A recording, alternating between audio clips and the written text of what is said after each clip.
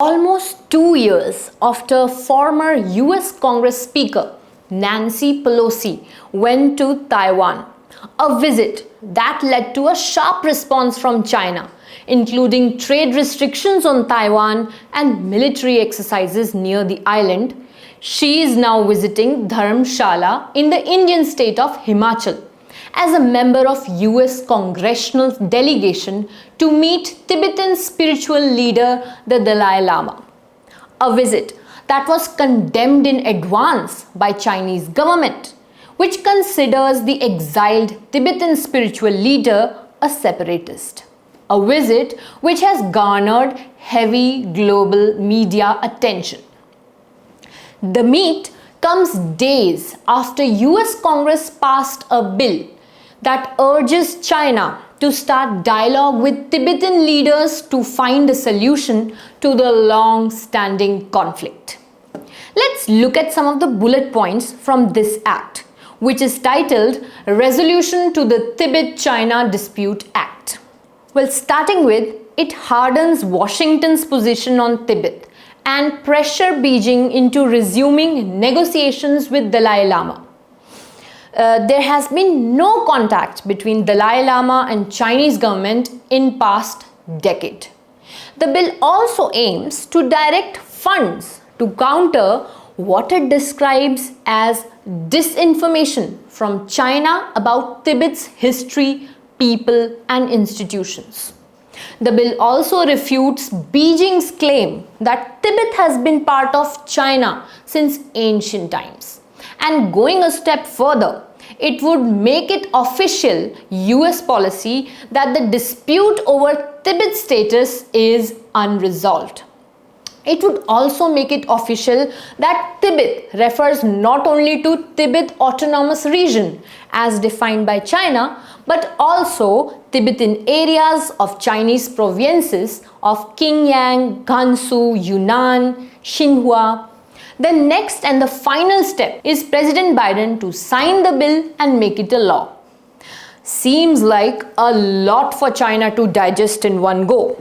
So, China's criticism of the visit was immediate and unsurprising. Let's understand why is USA taking such keen interest in Tibet since 2021? Well, the answer is simple. It's part of the ongoing Cold War brewing between China and USA.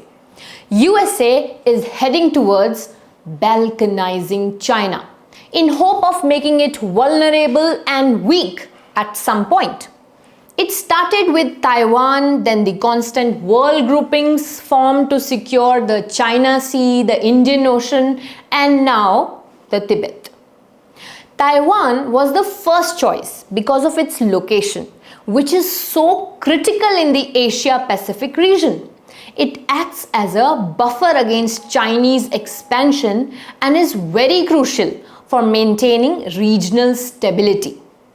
Taiwan is a significant trading partner for USA and a leader in technology and semiconductor manufacturing, which is vital for global supply chains. Strengthening ties with Taiwan reinforces US alliance in the region and ensures balance of power against China's growing influence. And now, the buzz in Tibet can also be seen as a projection of USA's commitment to promote democracy and human rights, which is in contrast with China's authoritarian model as seen in Taiwan and now as well as in Tibet.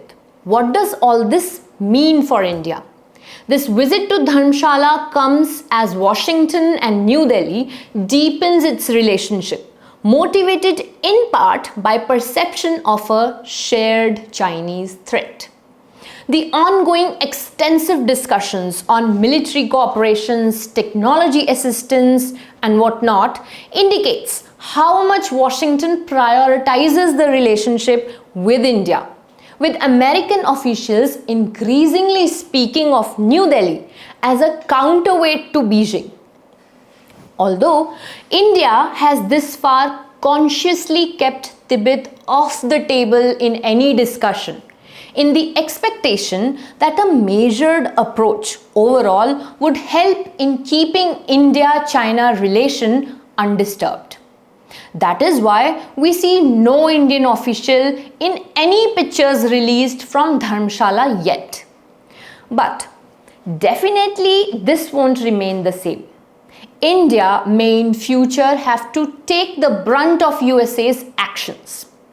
There's one more possibility, that this act could also become an option for India to examine and expand upon the future dealings with this communist dragon differently. It might give India more teeth in its ongoing confrontation with China, as this could gradually compel other democracies to come out in open in support of Tibet or Taiwan and damagingly alter the dynamics of China forever. This is Shivani, and thanks for watching.